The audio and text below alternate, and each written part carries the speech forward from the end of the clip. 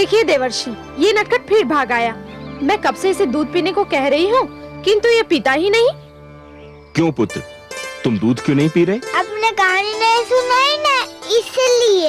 अब कहानी सुनाइए, फिर ही दूध पीऊंगा। पुत्री, ये तो कहानी सुनकर ही दूध पिएगा। तुम कुटिया में विश्राम करो, मैं इसे भेजता हूँ।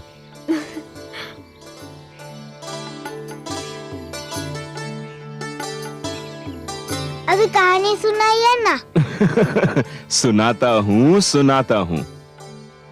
अच्छा, तुमने वासुदेव का नाम तो सुना ही होगा। वो तो मैं ना जाने कब से सुन रहा हूँ। उनके और भी कई नाम हैं। अब तो हर समय नारायण नारायण करते रहते, वो भी तो उन्हीं का नाम है।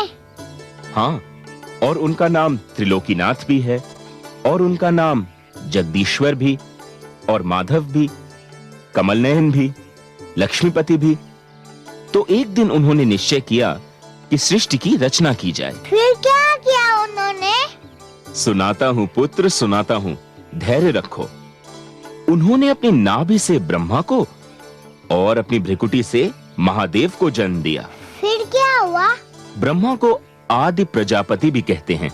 क्या कहते हैं? आदि प्रजापति। हाँ, आदि प्रजापति ने कई प्रजापतियों को जन्म दिया।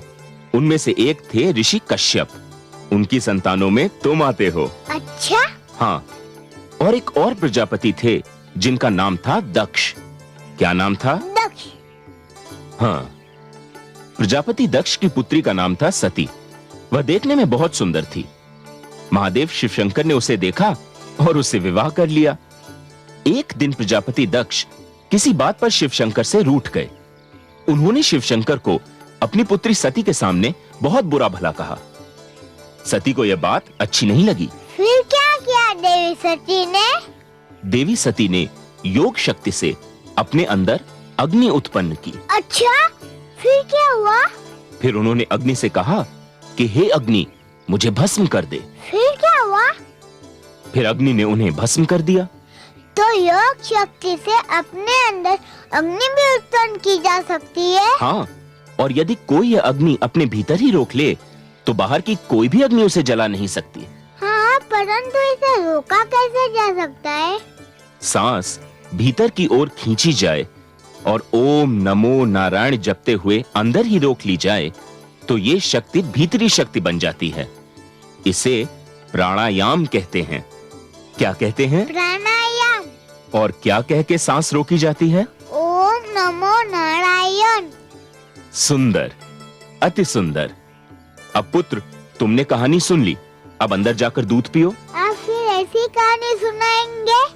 हाँ हाँ, अवश्य सुनाऊंगा।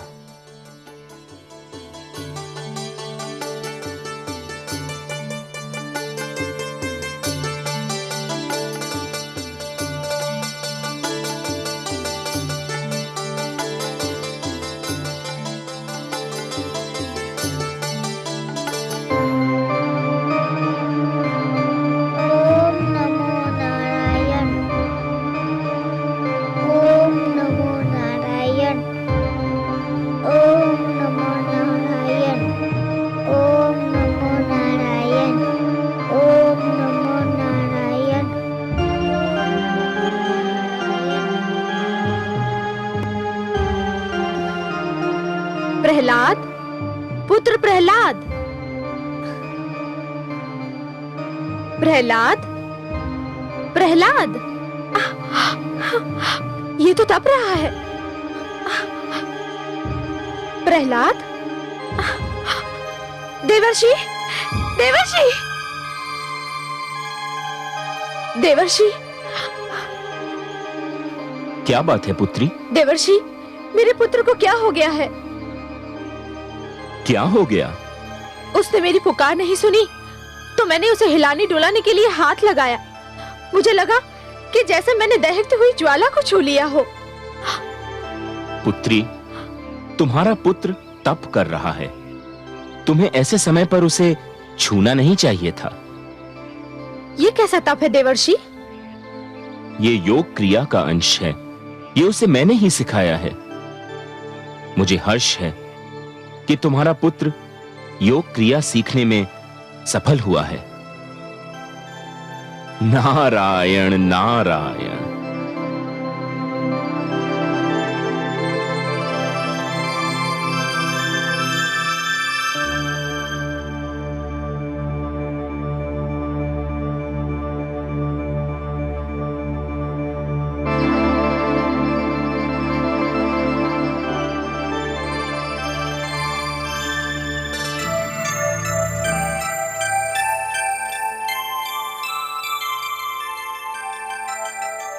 आयुष्मान भव।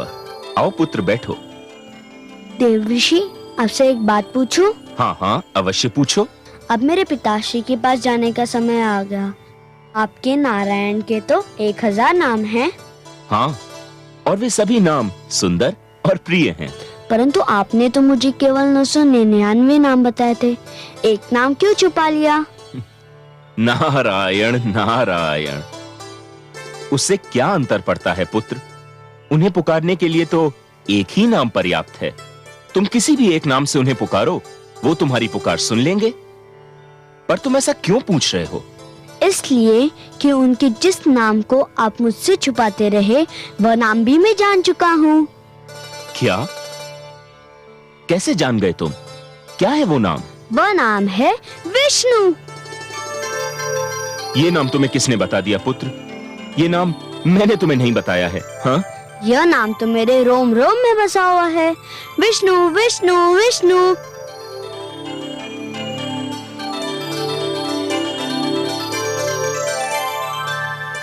नारायण नारायण। विष्णु, संभल जाओ, अब भी समय है, संभल जाओ।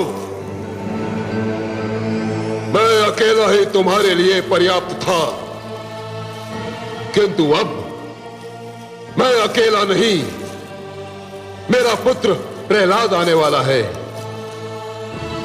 अब हम दोनों मिलकर तुम्हारा नाम इस संसार से मिटा देंगे। हम दोनों मिलकर तुमसे प्रतिशोध लेंगे।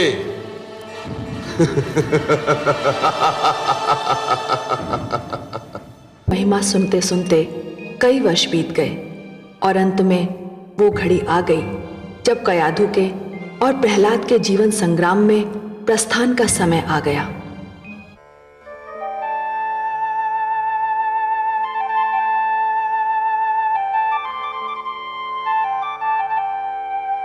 हे देवर्षि, आपने मुझे जो स्नेह दिया है, उसने तो मेरे मन से मेरे माता पिता का प्यार भी भुला दिया है।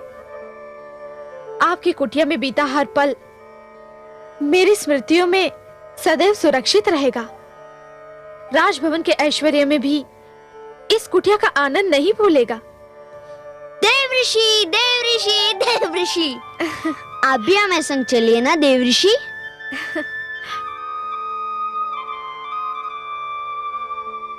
कुटिया में रहने वाले राजभवन में सुख नहीं पाते राजकुमार। तुम्हारे राजभवन में सब कुछ होगा, परंतु मेरी इस कुटिया में शांति है। वह शांति जिसके लिए राजभवन वाले भी तरसते रहते हैं। मैं तो सदैव तुम्हारे संग हूं। जब भी तुम मेरी दी हुई शिक्षा को अपने जीवन में ढालोगे, मुझे अपने संग ही पाओगे। मैं ना आपको भूल सकता हूँ, ना आपकी दी हुई शिक्षा को, परंतु आप हमारे साथ होते तो मुझे और भी आनंद मिलता, है ना माते?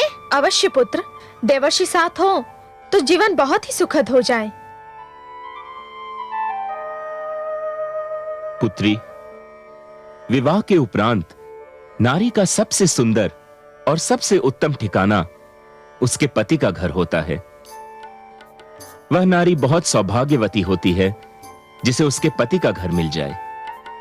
तुम पर, तुम्हारे पुत्र पर, तुम्हारे पति का अधिकार है। मैं तुम्हारे पिता समान अवश्य हूं पुत्री, पर कोई भी पिता यह नहीं चाहेगा कि उसकी पुत्री अपने पति से दूर रहे। तो विदा दीजिए देवर्षि। पुत्री, मैं ठहरा सन्यासी। मैं विदा दे तो दूं, पर मैं ये सोचता हूं कि मेरी पुत्री मेरी कुटिया से सूने हाथ जा रही है और मेरे पास उसे देने के लिए एक स्वर्ण मुद्रिका भी नहीं। सुने हाथ कहाँ जा रही हो देवर्षि? आपने तो मुझे अपने आशीष का कोष दिया है। मेरा आंचल आपके स्नेह के पुष्पों से भरा हुआ है, और मेरे पुत्र को तो आपने शिक्षा का वह धन दिया है जिसके आगे हर धन धूल समान है।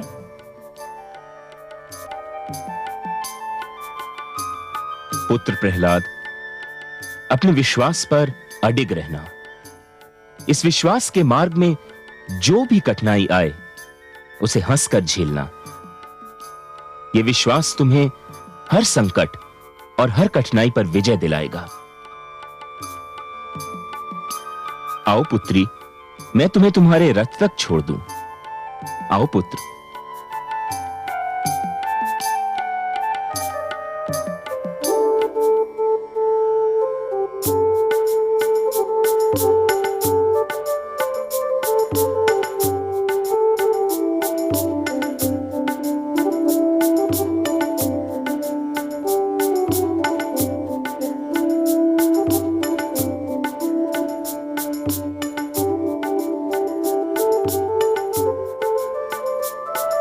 प्रणाम देवर्षि, प्रणाम महारानी, प्रणाम राजकुमार।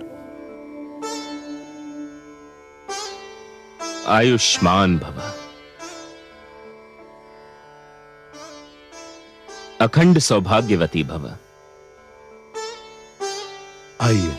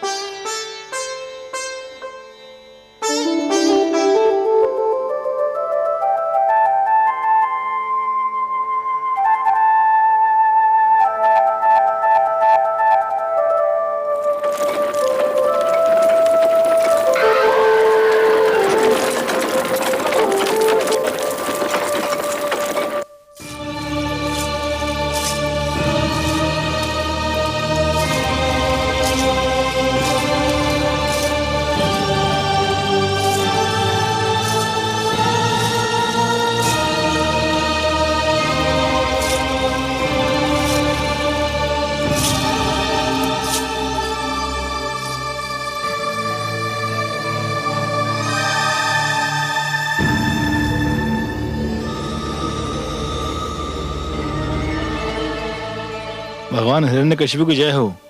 महारानी कयाधु और राजकुमार प्रहलाद पधार रहे हैं। महारानी,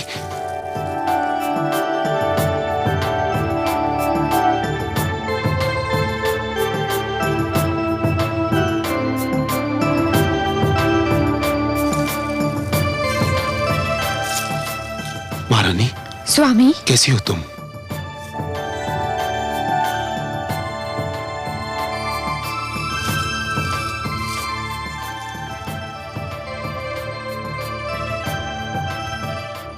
मेरा पुत्र प्रहलाद कितना बड़ा हो गया मेरा राजकुमार। तू मुझे याद करता था ना? नित्य दिन पिताश्री, मैं नित्य दिन देवर्षि से आपके विषय में पूछता था। और देवर्षि तुम्हें क्या बताते थे? वो बताते थे कि आप बहुत महान और शक्तिशाली हैं।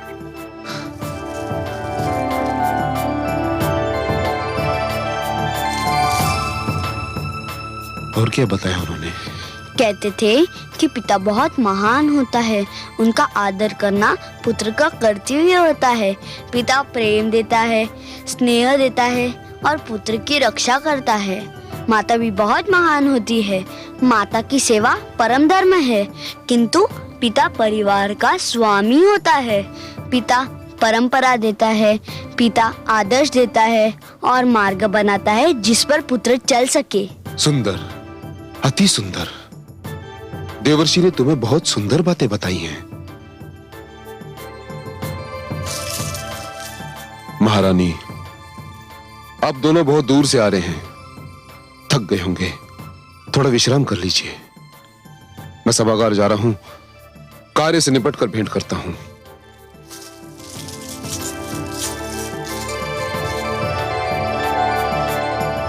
आओ पुत्र।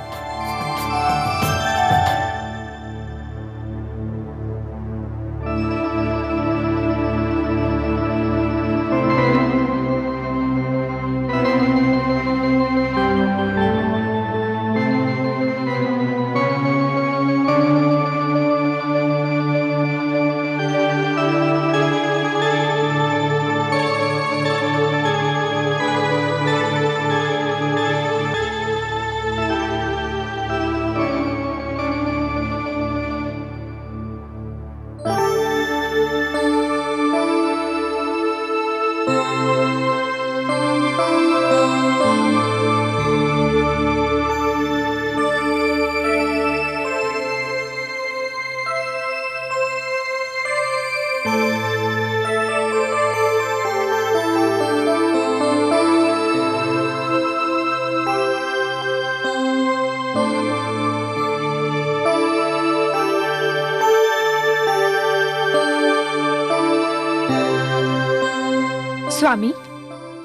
लगता है प्रहलाद ने जन्म लेकर आपका सारा ध्यान अपनी ओर आकर्षित कर लिया है। सत्य कहा आपने, परम सत्य। इतना सुंदर पुत्र देकर आपने अपने प्रति मेरा प्रेम और भी बढ़ा दिया है। हमारे वंश को उत्तराधिकारी देकर आपने बहुत बड़ा उपकार किया है महारानी। यह तो केवल देवर्षि की कृपा का फल है स्वामी। उन्होंने तो मेरे लिए वह किया है जो केवल एक पिता ही कर सकता है। मैं भी उनका आभारी हूं महारानी। मैं सोचता हूं कि देवर्षि ने इसे जो सुंदर शिक्षा दी है उसकी श्रृंखला न टूटे। इसी कारण मैंने गुरुदेव को बुलाकर प्रहलाद की शिक्षा का भार उन्हें सौंपने का निश्चय किया है। आप पिता हैं। आप प्रहलाद के बारे में जो भी सोचेंगे उसके लिए अच्छा ही सोचेंगे। अब आप विश्राम कीजिए स्वामी। नहीं महारानी, आज की रात्रि सोने के लिए नहीं, तुम्हें निहारने के लिए है। कितने दिन तुम मुझसे दूर रही, कितने दिन महारानी। पर पुत्र के रूप में तुमने जो उपहार मुझे दिया है उसको तो देखने से मेरा मन ही नहीं भरता।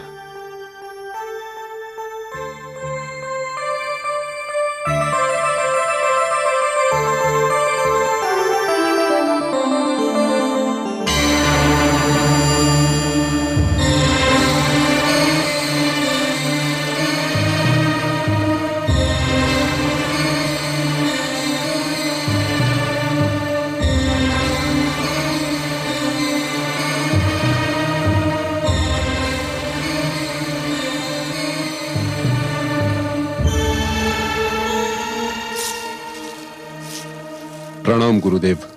आयुष्मान भव। मैं आप ही की प्रतीक्षा कर रहा था। पुत्र, ये हमारे गुरुदेव हैं, गुरुदेव शुक्राचार्य।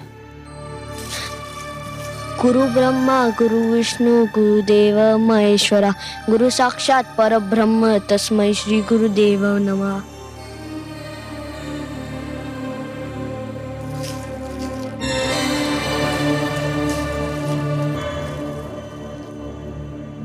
इतनी छोटी सी आयु में इतने महान रहस्य का ज्ञान, प्रमाण है इस सत्य का, ये बालक बहुत तेजस्वी होगा, उच्च शिक्षा प्राप्त करेगा। इसी कारण आपको कष्ट दिया है गुरुदेव। मेरे पुत्र को प्राथमिक शिक्षा तो देवर्षि नारद ने दी है और बहुत उत्तम शिक्षा दी है जिसे मैं परख चुका हूं। किंतु अब शेष शिक्षा के लिए मैं अपने पुत्र को आपके हाथों में सौंपना चाहता हूं। मुझे बहुत हर्ष होता वत्स, परंतु मैं तपस्या के लिए हिमालय जा रहा हूं। दुखद, अत्यंत दुखद। फिर मेरे पुत्र की शिक्षा का क्या होगा गुरुदेव? इसीलिए तो मैं इन्हें अपने साथ लाया हूं। ये मेरे शिष्य भी हैं और पुत्र भी, षंड और अमर्क। पुत्र, तुमने जिस मंत्र का उच्चारण किया वो देवताओं के गुरुकुल की परंपरा है। तुम्हें अब उस परंपरा में ढलना होगा जिसकी शिक्षा मेरे गुरुकुल में दी जाती है। ज्ञान और शिक्षा तो एक ही प्रकार की होती है गुरुदेव। क्या आपके गुरुकुल में कुछ और शिक्षा दी जाती है और देव गुरुकुल में कुछ और? हाँ वत्स, मैं असुरों और दैत्यों का गुरुदेव हूँ। देव गुरुकुल में देवताओं के गुरु हैं। गुरु तो गुरु होता है, चाहे वह किसी का भी हो, और हर गुरु महान होता है। गुरु तो सारे संसार का होता है और सबको कल्याण का मार्ग दिखाता है। तुम अभी छोटे हो पुत्र, इन बातों को नहीं समझ पाओगे, परंतु चिंता मत करो, षंड और अमर्क तुम्हें सब समझा देंगे। ये दोनों आचार्य हैं, तुम्हें वही शिक्षा देंगे जो मैं तुम्हें देता। पुत्र, प्रहलाद को गुरुकुल ले जाइए और इसे असुर संस्कृति, असुर नीति और असुर दंड विधान की शिक्षा दीजिए। जो आज्ञा गुरुदेव।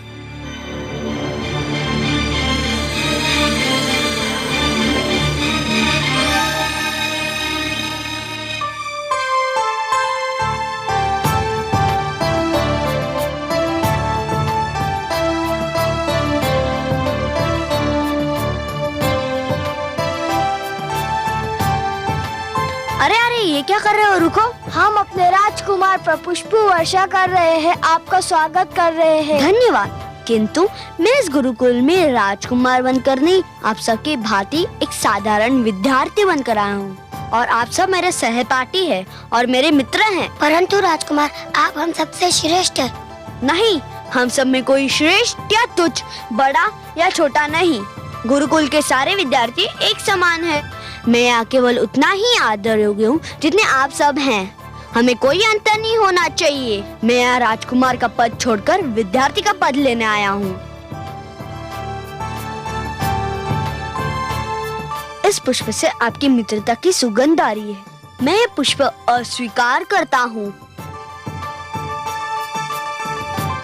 परंतु इसकी सुगंध और आपकी मित्रता स्वीकार करता हूँ।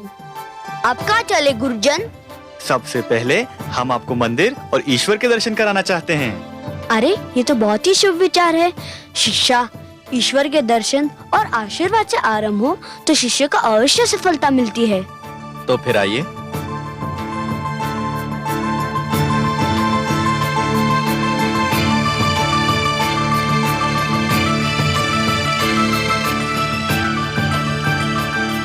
ये है हमारे गुरुकुल का मंदिर, आइए।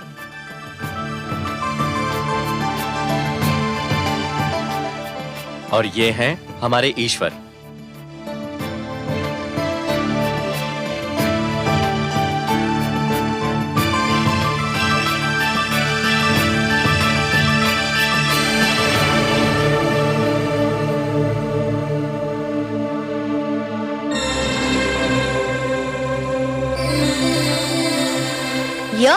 हाँ, यही तो है हमारे ईश्वर। किंतु ये तो मेरे पिताश्री की मूर्ति है। हाँ हाँ, यही तो हमारे ईश्वर हैं। आप कैसे गुरुजन हैं? मुझे बरमा रहे हैं? ये तो आसुर लोक के राजा है। तो क्या हुआ, इसी राजा को हम अपना ईश्वर समझते हैं। हे गुरु, राजा ईश्वर का प्रतिनिधि होता है, ईश्वर नहीं होता। यदि ये ईश्वर है तो हर राजा स्वयं को ईश्वर कहने लगेगा। नहीं, हर राजा ईश्वर नहीं होता, केवल असुरलोक का राजा ईश्वर होता है। प्रणाम कीजिए इन्हें। मैं पिताश्री को सादर प्रणाम कर सकता हूँ, यह तो मेरा धर्म है, परंतु मैं पिताश्री को ईश्वर मानकर प्रणाम नहीं कर सकता। ये क्या कह रहे हो शिष्य? मैं सत्य कह रहा हूँ। अच्छा, आप ही बताइए, इस समय पिताश्री कहाँ है? इस समय तो वे अपने राजभवन में होंगे। इसका अर्थ ये हुआ कि इस समय वे आसपास नहीं है। नहीं, इस समय तो वे केवल राजभवन में मिलेंगे। पर ईश्वर तो हर स्थान पर होता है, हर कण में होता है, हर मन में होता है। फिर मेरे पिताश्री ईश्वर कैसे हुए? यदि तुम भगवान के पुत्र ना होते तो हम तुम्हें गुरुकुल का अनुशासन भंग करने का दंड अवश्य देते। यदि मैं वह नहीं होता जो हूँ तो मुझे अनुशासन भंग करने का क्या दंड मिलता गुरुओं? ये बेत देख रहे हो? हाँ, ये बेत की छड़ी है। जो अनुशासन भंग करता है उसके हाथ पर 5 बार यह बेत इतनी शक्ति से मारा जाता है कि उसके हाथ पर नीली लकीरें बन जाती हैं। अच्छा, ये है दंड अनुशासन भंग करने का? हाँ।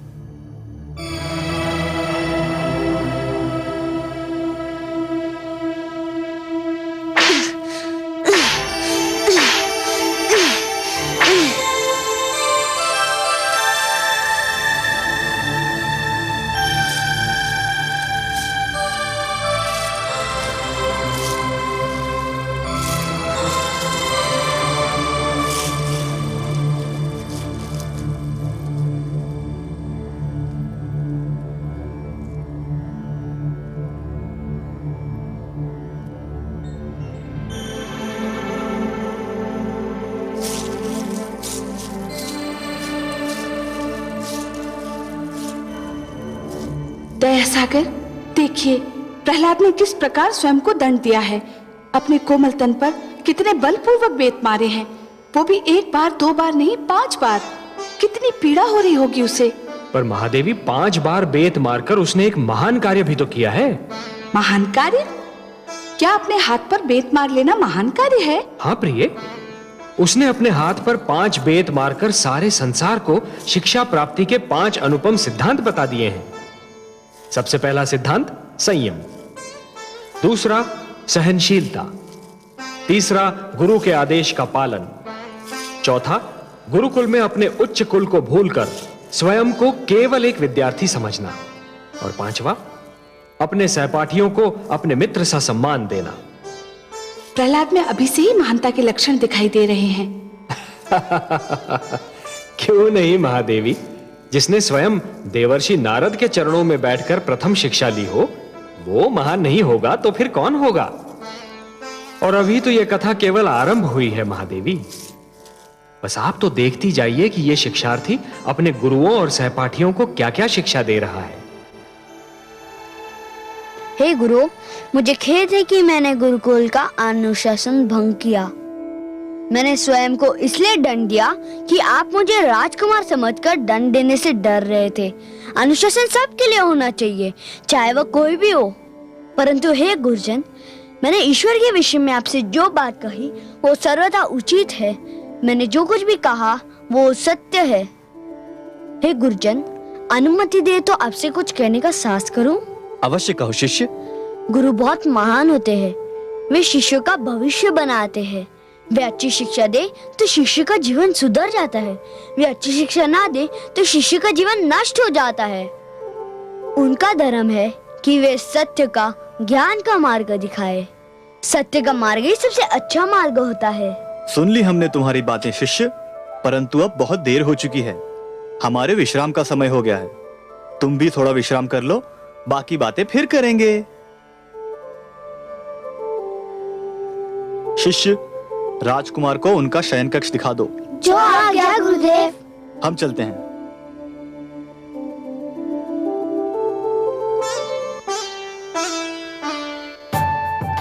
आपकी वाणी कितनी मधुर है राजकुमार। आप जब बोलते हैं तो लगता है आपके मुख से फूल झड़ रहे हो। परंतु हे राजकुमार, यदि ये हमारा ईश्वर नहीं है तो हमारा ईश्वर कौन है? तुम्हारा ईश्वर वही है जो मेरा ईश्वर है, सारे संसार का ईश्वर है। कौन है वो? वही जिसने सूर्य, चंद्रमा और तारे बनाए हैं, जिसने दिन और रात्रि को बनाया है, जिसने समुद्र, नदियाँ और पहाड़ बनाए हैं, जिसने हमको बनाया है, तुमको बनाया है, सारे संसार को बनाया है। वो जो सर्वशक्तिमान है, वो जो चाहे वो कर सकता है। सर्वशक्तिमान तो हमारे भगवान हिरण्यकश्यपु भी है, वह भी जो चाहे वह कर सकते हैं। अच्छा, हाँ, और क्या?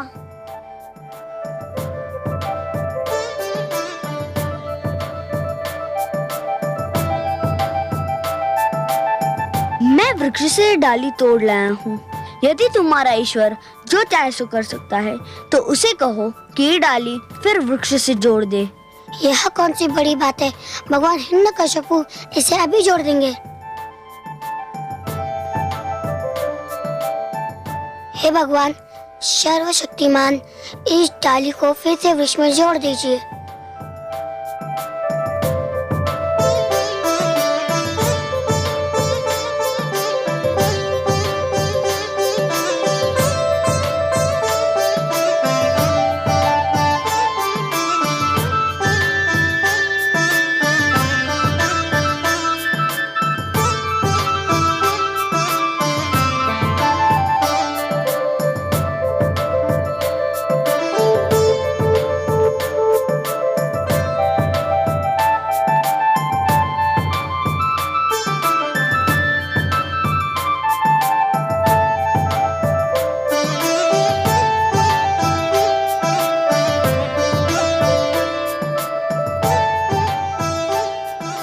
हमारे ईश्वर तो इसे नहीं जोड़ पाए, क्या तुम्हारे ईश्वर इसे जोड़ पाएंगे? अवश्य जोड़ सकते हैं। तो फिर दिखा दीजिए इसे जोड़कर। हे ईश्वर, हे भगवान, इस डाली को फिर वृक्ष से जोड़ दीजिए। मेरे मित्रों को दिखा दीजिए कि आप ही सर्वशक्तिमान है और जो चाहे सो कर सकते हैं। मुझे विश्वास है कि आप मेरी विनती सुनेंगे, मेरी सहायता करेंगे। हे कमल नयन, कितना दृढ़ विश्वास है पुत्र प्रहलाद को आपके ऊपर। उसकी सहायता कीजिए। घबराइए नहीं महादेवी, हम उसके विश्वास को ठेस नहीं पहुंचने देंगे, उसका सिर नीचा नहीं होने देंगे।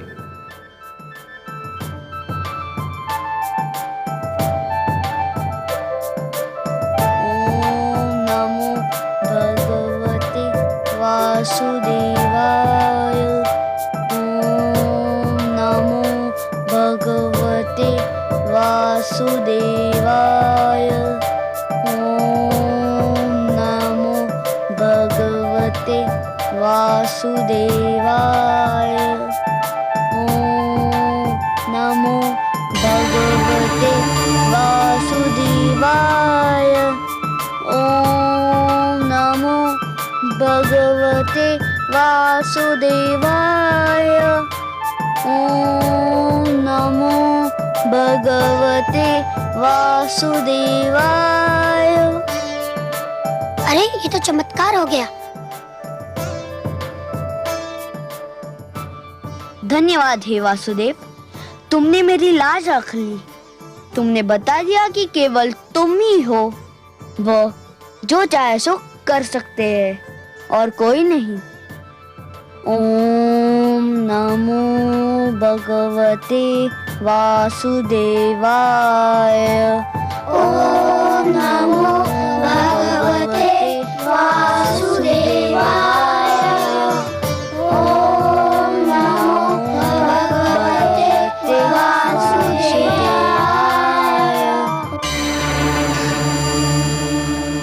आपके चमत्कार को प्रणाम कमल नयन।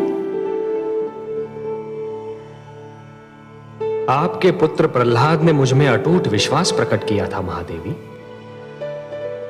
यदि मैं ये न करता तो उसके विश्वास को ठेस लगती।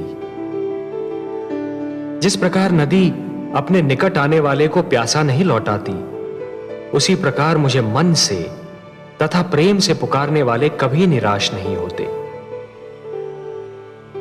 और फिर उसकी सहायता करने के लिए आप ही ने कहा था ना।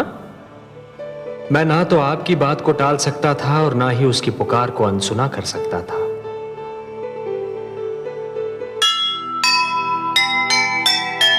प्रभु की महिमा पर जिसे पूरा है विश्वास, ईश्वर ऐसे भक्त को करता नहीं निराश। निराकार भगवान की लीला है साकार, फिर से आकर जुड़ गई टूटी थी जो डार, टूटी थी जो डार।